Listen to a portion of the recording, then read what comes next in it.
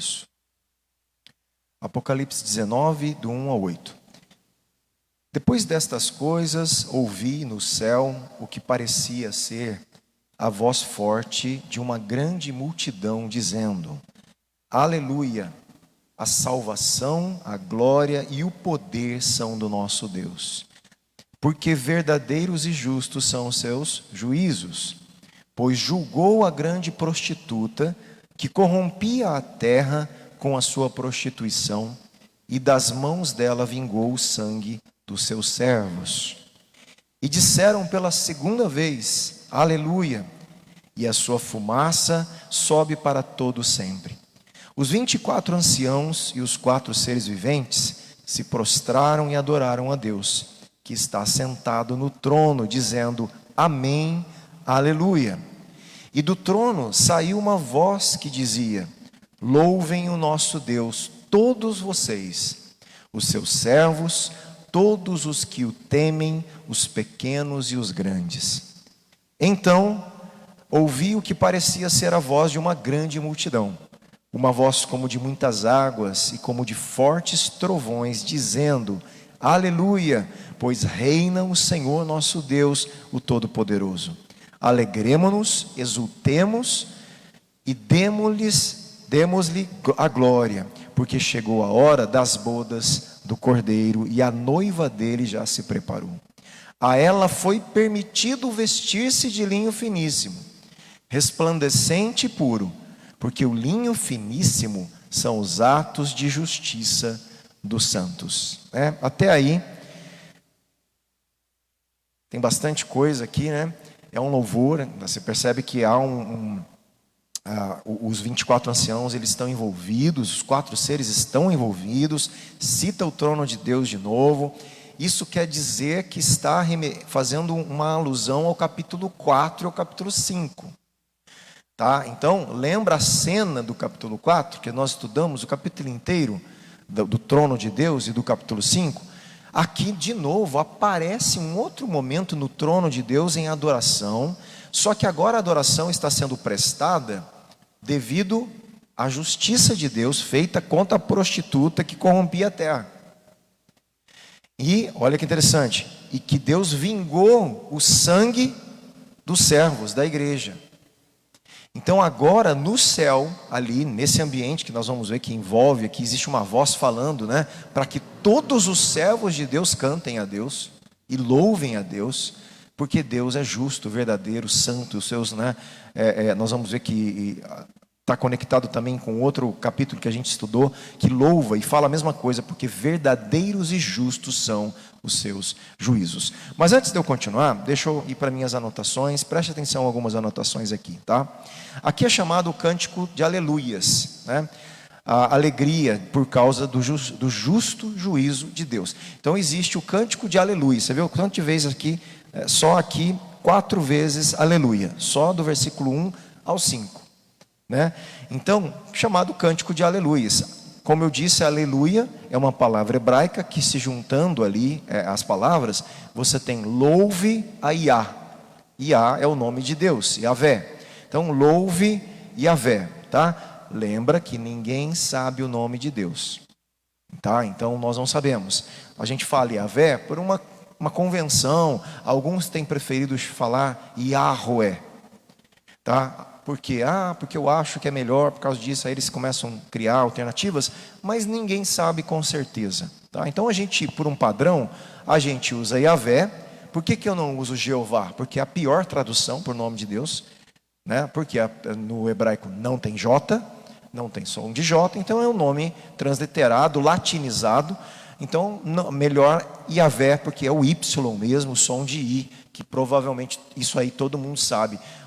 Todo mundo sabe que o I tem, tá? Por isso que é Yahvé, Yahweh, né? Sempre com I, porque o Y está lá. É a única consoante que soa como vogal no hebraico. Então é uma consoante que tem som de I para a gente. Então fica fácil saber. Agora os restos não dá. Então eu padronizei aqui Yahvé, tá? Você tem Javé também, que eu acho que é pior ainda, né? Então são várias formas de falar o nome de Deus, porque não se sabe. Mas aleluia, esse Iá, é justamente, provavelmente, é o princípio do nome de Deus. Tem outros nomes de profetas que tem Yah no meio, né? É muito interessante, porque eles colocavam o nome de Deus, né, ali no meio dos nomes das pessoas, né, dos profetas. Então é bem interessante. Tá? Então vamos lá. No capítulo 18, versículo 20, nós vemos que os céus e os santos foram chamados para exultar a Deus também, não foi? Lembra? Todo mundo foi chamado, no capítulo 18, versículo 20. Logo no finalzinho da semana passada. Tal chamado, a celebração, ele é agora ampliado, e uma série de cânticos de aleluia entoados. Existe um cântico entoado pela multidão celestial. Existe participante desse clima de adoração. Nós vimos os anciãos e os seres viventes. E existe uma convocação no versículo 5. E do trono saiu uma voz que dizia: louvem o nosso Deus todos vocês. Existe uma convocação aos servos de Deus para louvar a Deus porque a Babilônia foi julgada. Para louvar a Deus porque verdadeiros e justos são os juízos de Deus. Então, você percebe que no ambiente do trono de Deus, um caráter de Deus é julgado, ele é adorado de forma significativa em Apocalipse: a justiça, a verdade. Justos e verdadeiros são os seus juízos. Então, isso é muito interessante que em Apocalipse, porque Deus está julgando aqueles que mataram a igreja. Apocalipse é um livro de conforto à igreja perseguida. Então é óbvio que a igreja perseguida quer de Deus justiça. Ele quer de Deus que o sangue dos mártires, né, clame a Deus e que Deus responda de alguma forma, né, de tanta injustiça que foi feita contra o povo de Deus na terra, por um sistema bestial dos finais dos tempos. Então o Apocalipse é justamente mostrando à igreja perseguida que Deus está olhando o sofrimento dela, que Deus está vendo a sua perseguição, e que eles continuem perseverantes até a morte, porque vai chegar uma hora que Deus vai julgar o sistema desse mundo, que Deus vai julgar todo o sistema babilônico, essa cidade, né, que corrompeu e se prostituiu toda a terra. Interessante, ó, que corrompia a terra com sua prostituição, né, e que derramou o sangue dos servos de Deus, tá certo? No Novo Testamento, a palavra, como eu já te falei aqui, né, aleluia, louvado seja Yahvé, é usado, olha que interessante, no Novo Testamento, a palavra aleluia só aparece aqui, em Apocalipse 19. É uma palavra que a gente usa tanto, né? E quando eu me deparei com essa observação, eu falei, que interessante, né? Uma palavra que usa tanto em Apocalipse, no Novo Testamento não tem a palavra. Só aqui, e 8 vezes, se eu não me engano, até o versículo 8. Tá? Então, quer dizer, é uma ênfase aqui muito significativa a essa palavra que conecta uns salmos de aleluias do Antigo Testamento. Lá no Antigo Testamento tem a palavra em alguns momentos e alguns salmos. Inclusive tem alguns salmos chamados salmos de aleluia. Então olha que interessante. Por que será que João está escrevendo um cântico? Será que ele não está fazendo alguma alusão aos salmos? Será que ele não quer que a gente vá lá nos salmos e também olhe como eles lá cantaram ao Senhor e louvaram Yahvé? Qual é o conteúdo desses salmos? Para ver que o que está acontecendo, o salmista já cantou de alguma forma. Isso são ecos que eu falo do Antigo Testamento no Novo. Isso é muito interessante, essas conexões. Lembra que eu falo para você que nos textos antigos aqui não tinha, né, destaque, igual a gente faz, né, negrito, itálico, né, não tem nada desses recursos, né, não tinha esses recursos. E outra, o papiro, os pergaminhos eram caros. Então, quando ele cita uma palavra ou duas, um pedacinho de um texto do Antigo Testamento, na mente dos primeiros leitores, ele está entendendo que o autor quer que eu vá ler a história inteira. Isso que a gente tem que entender. Não é só o pedacinho, ele está trazendo ecos da história para você entender o que ele está escrevendo. Ele está dialogando com o Antigo Testamento. Às vezes ele está mostrando que está se cumprindo alguma coisa, às vezes ele está fazendo uma releitura a partir da nova aliança, daquilo que ele está citando. Então é muito interessante. Então não na verdade é muito provável que ao escrever aqui, ele está também fazendo um eco dos Salmos de Aleluia, que a gente vai citar aqui para vocês, tá? Isso é uma aula de hermenêutica que eu falo, né? Você está aprendendo a interpretar o Novo Testamento, não só ler Apocalipse, porque é assim que funciona a mente, né, dos primeiros leitores e do pessoal que escreveu aqui, tá? Além disso, a presente sessão, embora seja uma unidade, funciona tanto como conclusão da sessão principal sobre a destruição da Babilônia, como a gente já viu, né? Quanto uma introdução da sessão do retorno de Cristo. Então esse versículo de 1 a 5, o que ele está falando? Que ele está terminando o capítulo 18, mas ele está introduzindo um assunto do capítulo 19, que vem a partir do 6 em diante, que é o retorno de Jesus, as bodas do Cordeiro, está falando, né, de coisas já, o reino de Deus está estabelecido aqui.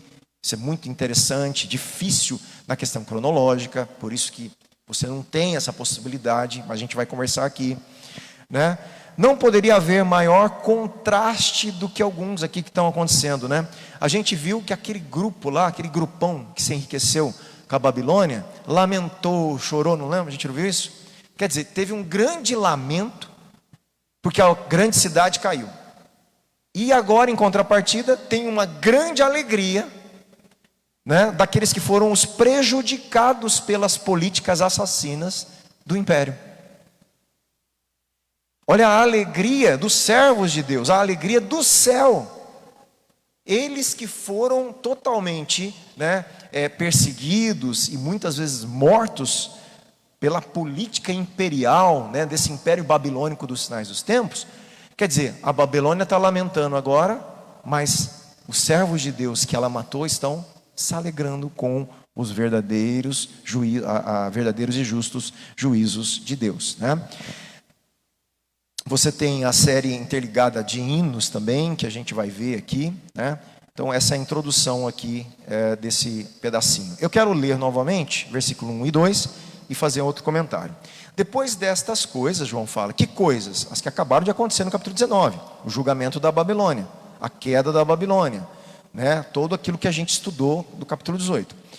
E ele fala, depois destas coisas, ouvi no céu o que parecia ser a voz forte de uma grande multidão, dizendo aleluia.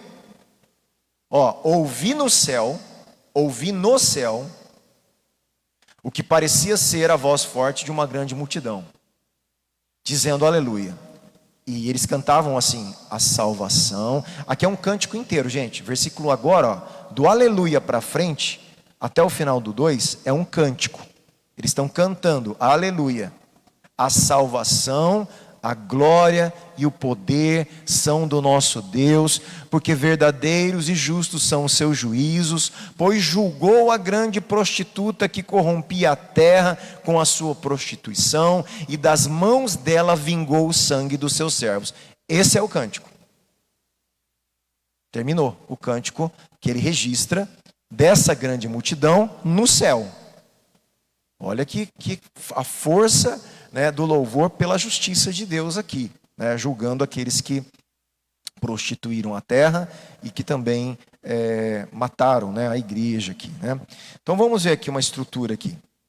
Essa sessão apresenta semelhanças com Apocalipse 16, que a gente estudou lá, que fala aquela parte que fala que seus juízos são verdadeiros e justos. É semelhante ao que já foi cantado lá atrás, né? E aqui nós temos no versículo 3 uma celebração dos resultados desse juízo, né? E disseram pela segunda vez, aleluia, e a sua fumaça sobe para todo sempre. A gente vai ver isso aqui. Então existe um louvor pelo justo juízo de Deus, é o que a gente está enfatizando.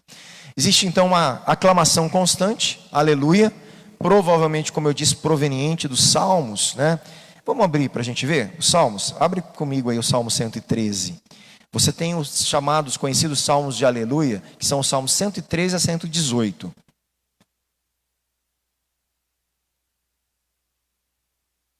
Vamos lá. Deixa eu abrir aqui.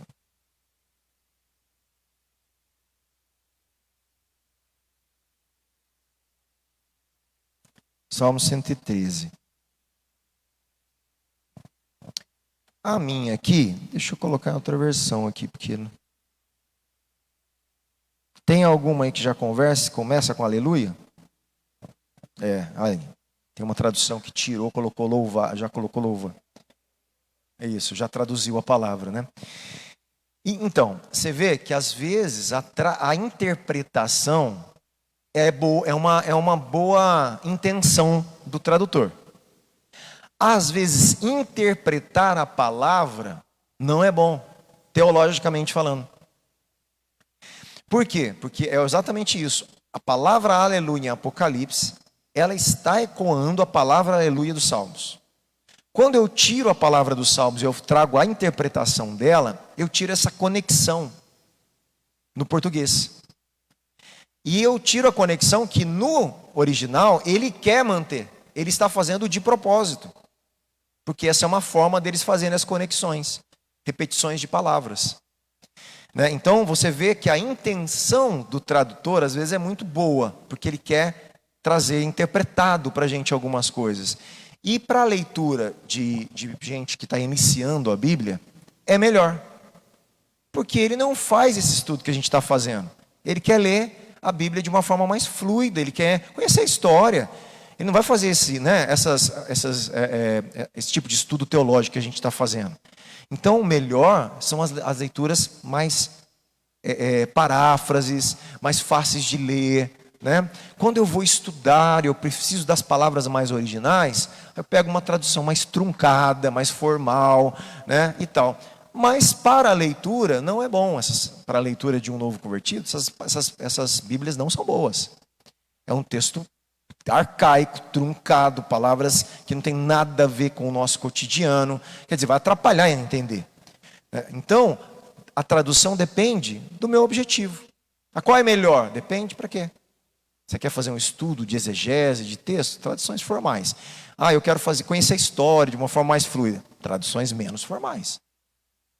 Né? Até porque a Bíblia é para ser colocada na mão de todo mundo e todo mundo entender da melhor forma o que está escrito. Então, uma tradução mais simples vai atingir esse objetivo.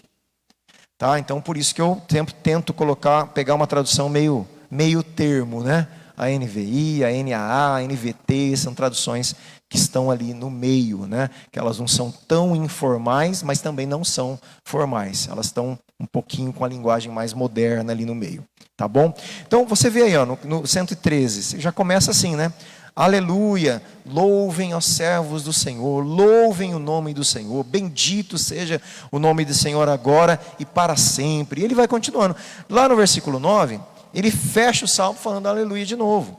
O Senhor faz com que a mulher estéril viva em família e seja alegre, mãe de filhos. Aleluia. Então o cântico aqui é pela bênção de Deus ao povo, ao que Deus faz no meio deles. Até aqui você vê a questão das mulheres, né? Que ele vai dar filhos, né, a estéril, porque era uma promessa de Deus, né? Era importante o nascimento de um filho na época onde se esperava sempre um filho nascer e ser o Salvador. Né? Desde o Éden, então, estavam esperando o descendente da mulher nascer. Isso que a gente tem que entender. Está todo mundo esperando o descendente da mulher nascer. Está todo mundo depois esperando o descendente Davi. Será que é meu filho? Imagina aquelas mulheres da mesma tribo de Davi, de Judá. Né? Será que é o meu filho que é o rei, que é o descendente? Será que é ele? Havia uma expectativa, sempre de um menino. Né? Por isso, um menino vos nasceu, um filho se nos deu. Não foi no Natal o que a gente ouviu a pregação? Porque isso era esperado, um menino que ia salvar toda a humanidade. Primeiro, que ia salvar o povo de Deus, ia refazer a aliança quebrada, e isso se estenderia a toda a face da terra. Tá? Então você também, aqui nós não vamos ler, mas você tem o 13, né, o 14 aí. O meu não dá para passar aqui, eu acho. De uma vez, infelizmente, não consigo aqui. 14, 15, depois você dá uma olhada. São todos salmos, até o 18, de louvor, de adoração, de aleluias. Alguns outros salmos, inclusive, repete a palavra aleluia também. Tá bom? Então, há uma grande possibilidade desse cântico em Apocalipse estar fazendo uma alusão. Esses salmos, inclusive, gente, ele era usado nas liturgias em Israel. Eram salmos litúrgicos. Fazia parte, o que é liturgia? Você tem uma reunião, um tipo de culto, e eles são cantados nessas reuniões em festas e momentos específicos. Tá? Então, fazia parte, assim como a gente tem os nossos cânticos, que a gente canta, né? Alguns salmos faziam parte do inário. Os salmos são parte do inário do povo judeu. Tá? Então, muitos deles são cantados, são hinos cantados no culto deles a Deus. Tá certo? Então, essa é uma questão aí importante, né? Os santos têm o privilégio de celebrar, então, e participar dessa vitória. É isso que a gente está vendo aqui. Qual que é o motivo do louvor? Então, o que ficou claro aqui? Por que eles estão louvando? Por causa dos justos, verdadeiros e justos juízos de Deus. Tá? Então, é isso aí. E também lembra que isso aí é uma resposta de Deus aos mártires, lá do capítulo 6, né? A oração dos santos. E essa, você vê que a palavra que ela é usada, palavra forte para a gente sempre, né? Vingança, né? No versículo 2, no final, das mãos dela vingou o sangue dos seus servos. Desde o Antigo Testamento, Deus põe uma expectativa, gente, de vingar o seu povo, daqueles que estão maltratando, perseguindo, né? E é óbvio que a vingança de Deus é justa. Por exemplo, Deus vinga Paulo. Paulo não foi um perseguidor da igreja? Como que Deus vingou o sangue das pessoas que Paulo matou? Fazendo dele o maior apóstolo para os gentios. É uma vingança esquisita para a gente. Por isso que ele fala, você vai saber agora o que é padecer pelo meu nome. O que você fez, vão fazer com você. Você vai saber agora o que é sofrer pelo evangelho. Então, a vingança de Deus não é igual a nossa. A vingança de Deus, ela é totalmente justa. Então, ela não tem o cunho, né, egoísta que a nosso tipo de vingança humana, sem justiça, tem. Por isso, pertence à vingança, deixa Deus fazer do jeito dele. A gente pôs a mão nossa e nós vamos ser alvos também da justiça. Né? E aqui eu quero ler só esses textos para você ver como que está na tradição judaica essa questão. Em Deuteronômio capítulo 32, olha lá, vamos lá.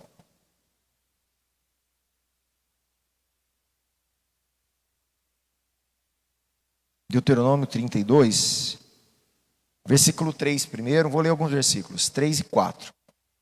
Isso aqui é o tal do cântico de Moisés, tá bom? E ele diz assim: porque proclamarei o nome do Senhor, louvem a grandeza do nosso Deus. Eis a rocha, suas obras são perfeitas. Olha ele falando e louvando a perfeição de Deus. O que mais que ele louva? Porque todos os seus caminhos são juízo. Deus é fidelidade e nele não há injustiça. É justo e reto. Olha só, você não encontra muitos elementos aqui do caráter de Deus nesse cântico que a gente está falando?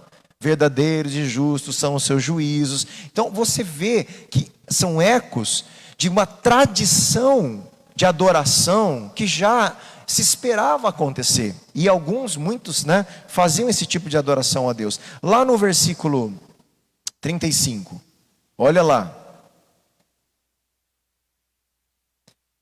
A mim pertence o quê? A vingança, a retribuição a seu tempo, quando o pé deles resvalar, porque o dia da sua calamidade está próximo e o seu destino se apressa em chegar. Então Deus está falando aqui que o dia da vingança daqueles que oprimiam o povo dele, né, ia chegar. E aí a questão é essa, olha lá, Deus vai retribuir a seu tempo, e o dia deles vai chegar, porque o Senhor, versículo 36, fará justiça ao seu povo, e se compadecerá dos seus servos, quando notar que o poder deles se foi, e já não há nem escravo, nem livre. Né?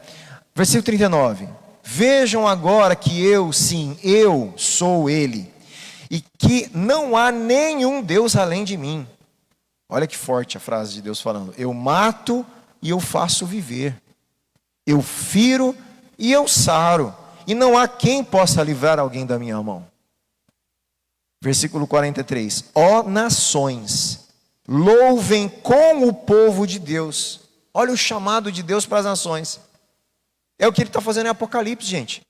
Nações, louvem ao verdadeiro Deus com o meu povo. Ao invés de perseguir, louvem com o povo, né? Porque o Senhor vingará o sangue dos seus servos. Está lá em Apocalipse agora. Eles estão louvando a Deus porque o sangue dos servos está sendo vingado. E Moisés já cantou aqui: porque o Senhor vingará o sangue dos seus servos, tomará vingança dos seus adversários e fará expiação pela terra do seu povo. Então, você vê que a tradição de clamar por vingança, de Deus prometer vingança, porque o povo está sendo perseguido, estão matando, sofrendo. Deus já tinha isso desde o Antigo Testamento, e em Apocalipse é exatamente isso que ele está cumprindo, né? Outro salmo interessante, vai lá para Salmo 79.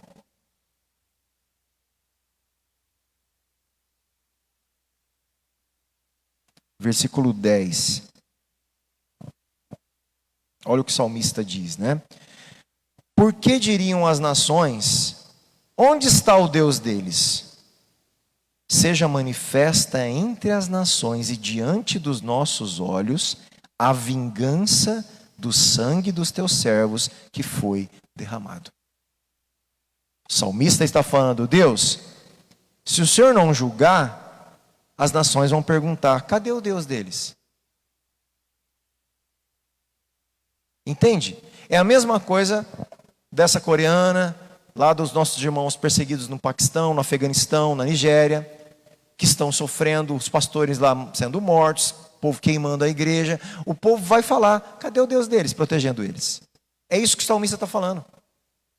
Deus, se o Senhor não vingar, eles vão falar: ué, cadê o Deus deles? E é forte porque, olha lá o que o salmista fala: porque as nações vão dizer: onde está o Deus deles? Aí ele fala: seja manifesta entre as nações e diante dos nossos olhos a vingança do sangue dos teus servos que foi derramado. Por isso, obviamente, quando Deus está vingando o sangue dos mártires em Apocalipse, tem adoração no céu. Porque Deus está cumprindo a promessa e respondendo à oração de milhares de pessoas.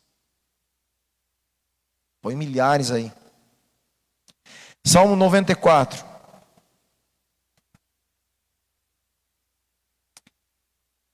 Essas são, né, antes de eu ler, como eu disse no domingo, as aparentes contradições. Por quê? É óbvio que aqui ele está julgando pessoas que mataram a igreja, né? É exatamente essa questão. Mas um Deus amoroso parece que não vinga, não se ira. Essa confusão que a gente tem na cabeça, de que o amor ele acaba abafando a justiça. A gente faz uma confusão. E Deus é um ser complexo. Óbvio que, como nós estamos vendo, até a ira de Deus ela está ancorada no amor dele. Ela tem um apoio no amor, porque senão já tinha acabado com tudo. A misericórdia de Deus, né? A graça de Deus de fazer com que o ser humano ainda não se entregue totalmente à degradação que o pecado tem poder para fazer. Ele conserva ainda civilidade, ele conserva um senso moral até nos ímpios. É Deus que está conservando. Isso é parte do amor, da graça dele. Não salvífica, mas é uma graça para que a sociedade não se imploda totalmente. Porque isso que fala em Romanos, né? Como vocês fizeram aí, né? Adorar outro Deus, o que eu vou fazer? Eu vou entregar vocês aos desejos de vocês. Vocês vão se destruir. Se Deus fizesse isso com toda a humanidade, totalmente, eu vou entregar todo ser humano aos seus próprios desejos. Eles não vão ter mais limites, não vão conseguir se controlar. Pronto, ele não precisa fazer nada. Nós destruímos a nossa vida. Ele não precisa fazer nada. Tira o senso moral do ser humano, tira um pouco da consciência, que é o que acontece com os psicopatas, os sociopatas. Eles não têm empatia nenhuma, não têm senso, né, de culpa, de consciência nenhuma.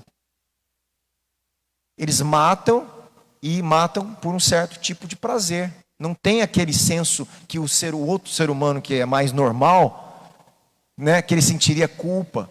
Até mata, mas vem a sensação de culpa, né, de ter tirado a vida de alguém. Agora o cara vai matando um, matando dois, três, quatro. O que acontece com a consciência? Ela vai cauterizando. Ela vai cauterizando. Né? A gente vê isso nas penitenciárias, né? Gente que matou muita gente, os caras falam em matar uma pessoa como se fosse pisar em cima de uma formiga. E está perdendo um senso total, moral, de certo e errado, do valor de vida, começa a se esvair. Imagine se Deus permitisse que todo ser humano fosse entregue a si próprio, de forma assim, faz. Não tem limites, não tem moral. Gente, a sociedade se destrói. Então, até nisso nós vemos o amor de Deus. Até nos juízos sérios que a gente vê lá, que é complicado ali, que a gente está vendo, Deus está querendo que eles se arrependam e se convertam. Nós vamos ver isso acontecer em poucos momentos em Apocalipse. Isso vai acontecer. Tá? Então, deixa eu só ler novamente aqui esse Salmo 94, versículo 1. Ó Senhor, Deus das vinganças. Olha que forte. Ó Deus das vinganças, o salmista fala, resplandece. É um termo figurado, como se o sol nascendo, quer dizer, apareça a tua vingança. Resplandeça, Deus da vingança. Ele está chamando o caráter de Deus da justiça. Levanta-te, ó juiz da terra, e dá aos soberbos o castigo que eles merecem. Olha de novo, parece os mártires. Até quando, Senhor? Até quando os ímpios vão se alegrar? Existe, gente, uma insatisfação no ser humano de pessoas más se dando bem na vida. Ou não?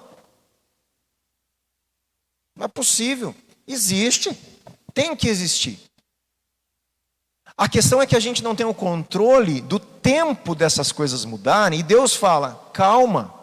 Eu vou fazer isso acontecer no meu tempo, na minha hora. Essas coisas vão ser julgadas. Não depende de vocês. Então, por enquanto, ame os inimigos. Faça o papel de vocês. O papel de vocês não é se vingar. Isso é meu. Eu sei fazer justiça, Deus está falando. Vocês não. Então, se vocês querem misericórdia, estendam misericórdia. O Pai Nosso perdoa as nossas dívidas do jeito que a gente perdoa. Ele está falando que à medida que a gente mede os outros, nós vamos ser medidos. Se a gente mede os outros com misericórdia, graça, amor, Ele vai medir a gente assim. Se a gente mede o outro com justiça, nós vamos ser medidos assim. Então o papel nosso não é se vingar. Na nova aliança principalmente não. Ainda no Antigo Testamento você tinha guerras, né, que Deus usava pessoas para vingar algumas situações. Em Jesus, a lógica, ela mudou. A lógica de Jesus e da nova aliança é a lógica do amor. Mas aí Deus deixou de ficar irado e vingar? Não. Só que a ira de Deus está sobre quem? Sobre Jesus. Aqueles que estão escondidos em Jesus não são alvos mais da vingança e da ira de Deus. Porque Ele estende para a gente o quê? Perdão, justiça, graça, vida. Só que a gente tem que estar em Jesus, porque senão a gente vai explodir para o nosso lado também. Esse é o Evangelho. O Evangelho é falar, olha, vem para Jesus. Porque só nele você não vai receber a paga dos seus atos, daquilo que você merece. Que é a condenação. Todo ser humano merece a condenação. Só Jesus não. Nós precisamos nos esconder nesse guarda-chuva chamado Cristo, botar embaixo dele e falar, porque aí a chuva da ira de Deus não pega a gente. Essa é a grande questão. Então, você vai ser salvo da ira de Deus. Por quê? Não é por causa da sua vida. Por causa da justiça de Jesus. Ele olha para a gente e vê a justiça do Filho dele cobrindo a gente. Ele vê o preço do nosso pecado pago na cruz por ele. Então a justiça está feita. Está feita. Quem que vai sofrer a justiça? Aqueles que estão compactuados com a besta, segundo o Apocalipse. Que não tem a marca do Cordeiro. Dá para entender isso? Sim? Então tá bom. Dá para entender, mas é difícil, é isso? Ué. Mas essa é a verdade bíblica aí, né, gente? Versículo 3. E disseram então pela segunda vez, aleluia, a fumaça sobe para todo sempre. É um cântico também, tá? Você percebe que está entre aspas aí. É uma frasezinha de alguém que está cantando, aleluia, e a fumaça sobe para todo o sempre. O refrão aqui entoado pela multidão, né? Introduzido pelo segundo aleluia, celebra então a extensão do castigo. Qual que é a extensão desse castigo? Para todo sempre. Tá? Há uma discussão muito grande, né, dessa questão, que eu não vou entrar tanto, né, esses dias atrás alguém me mandou um vídeo do Rodrigo, o arqueólogo, e na perspectiva dele teológica, né, ele diz, segundo a leitura dele, nas questões que ele entende o hebraico original, o grego, tudo, e na teologia dele, o inferno não é eterno. Ele entende que vai existir uma punição e a segunda morte para ele é um encerramento. Essa teologia chama aniquilacionismo. A vida daquela pessoa não só vai ser aniquilada, ela vai deixar de existir. Então, a perspectiva dele. Na nossa perspectiva mais tradicional e ortodoxa, né, que a gente tem na maioria das igrejas evangélicas no Brasil, eu não sei em outros lugares, entende-se o inferno como algo eterno. E uns dos versículos que você começa a entender é justamente essas palavras, para todo sempre, fumaça para todo sempre. Aí ele vai, óbvio que se você perguntar para o Rodrigo, ele tem a explicação teológica dele. Sempre eles têm. Né? A teologia não é tão simples assim. Mas aparentemente parece, né, que existe uma continuidade, né, no sentido de eternidade. Aí ele explica que a palavra eternidade, no hebraico, olam, né, ela não é duração, ela é uma consequência para a eternidade. Quer dizer, a pessoa então ela tem uma consequência que compromete a eternidade. Ela não vai ter a vida eterna. Então ele acredita que há uma interrupção da vida, né, e que não que ela vai viver eternamente num lugar sendo punida eternamente. É a perspectiva dele. Isso vai contra a maioria das igrejas evangélicas, né, aqui do Brasil, né? É óbvio que eu nunca me fecho, gente. Eu sempre estou aberto para rever e reestudar, tá? Eu ouvindo ele não me convenceu.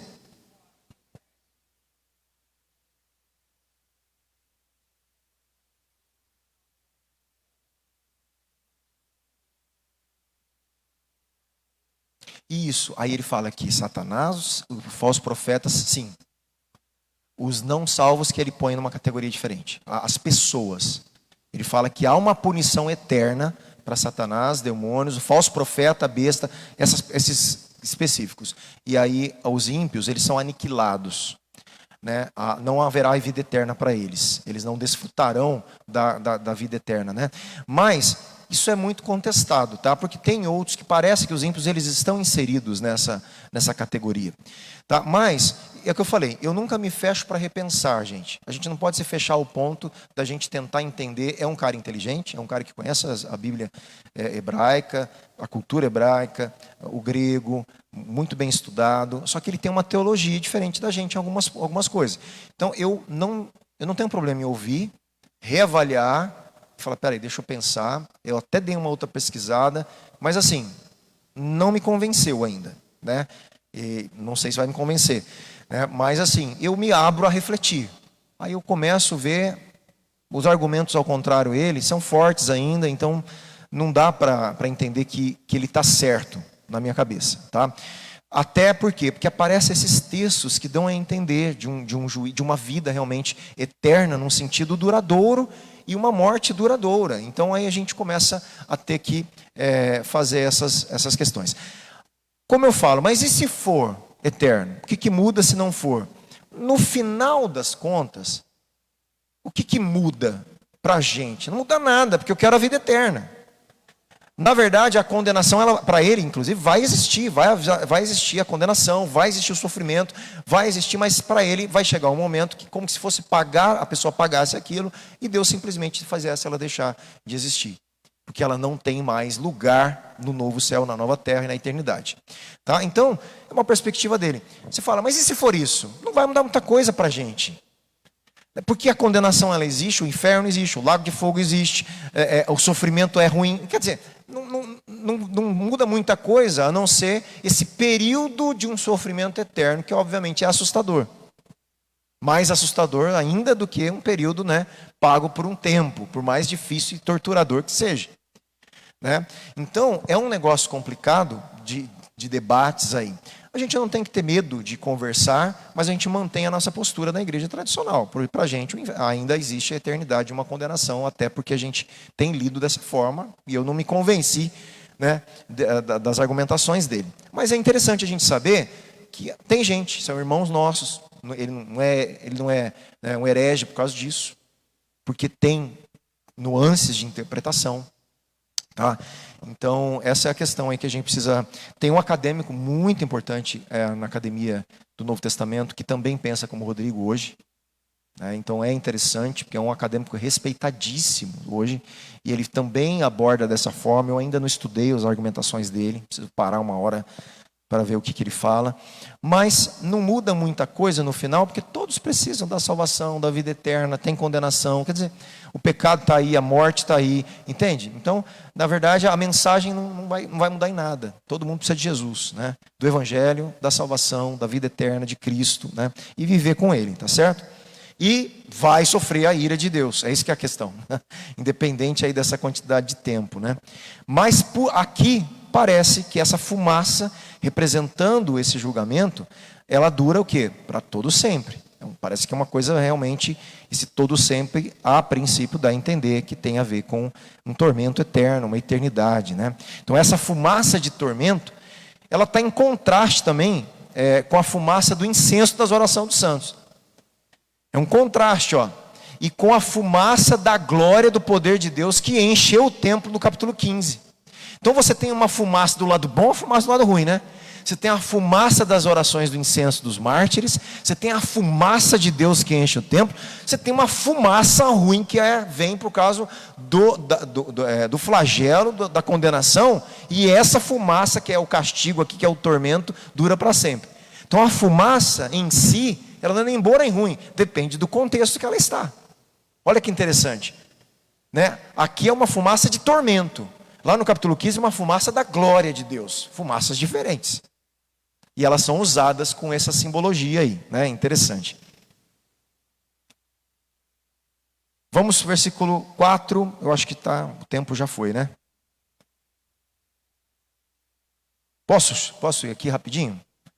Ó, e os 24 anciãos e os 4 seres viventes se prostraram e adoraram a Deus, que está sentado no trono, dizendo, amém, aleluia, né?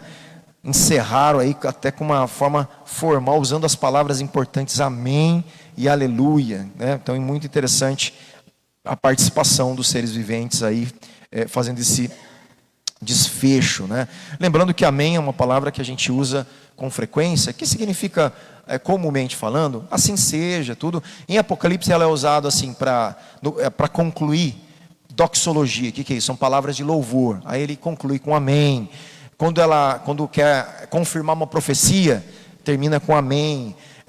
Uma série dos cânticos de louvor termina com amém. Quando ela enquadra um cântico de louvor, lá no capítulo 7, terminou com amém. E lá no final do livro, amém.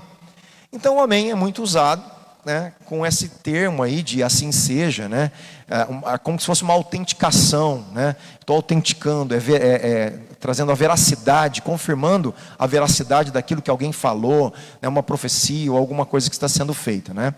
Então, portanto, o amém, em certo sentido, confirma a adoração dos hinos anteriores. E o aleluia dá continuidade, porque o aleluia é louvado seja o Senhor. Então, amém, aleluia, quer dizer, amém, vamos continuar louvando.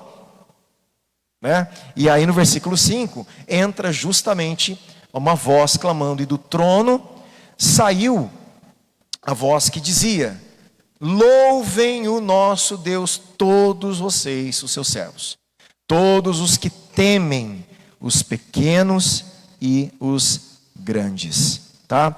Eu quero deixar esse versículo 5 para a semana que vem, pode ser? Que a gente faz um link com o versículo 6 em diante ali. Tá bom? Eu vou anotar aqui onde a gente parou para a gente continuar a leitura, né? O que você vai tirar de hoje? Diante de tudo que a gente falou aí, existe adoração no céu por causa da justiça de Deus. Tá? E Deus prometeu aos seus servos que Ele faria justiça, que Ele julgaria aqueles que maltrataram, né, os seus servos. E aqui nós temos então a Babilônia como símbolo desse governo bestial que perseguiu. E que os mártires estão, Deus, até quando? As nações vão falar, e cadê o Deus desse povo que não protege eles?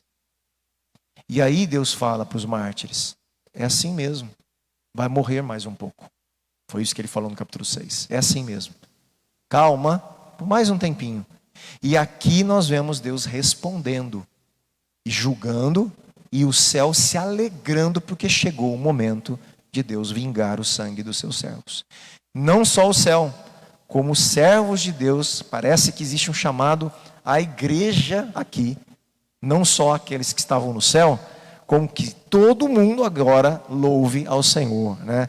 Todos, grandes e pequenos, todos aqueles que temem a Deus, louvem o nosso Deus, dê aleluia a Ele, né? Louve a Yah, dê louvores a Ele pelos seus atos de justiça e de verdade, tá bom? Então façam isso, né? Adorem ao Senhor, a justiça dele, né, a verdade, os seus juízos, né, são respostas à oração dos santos aí de muitos anos. E resposta dos mártires. Tá ok? Gente, continua semana que vem. Vamos colocar em pé?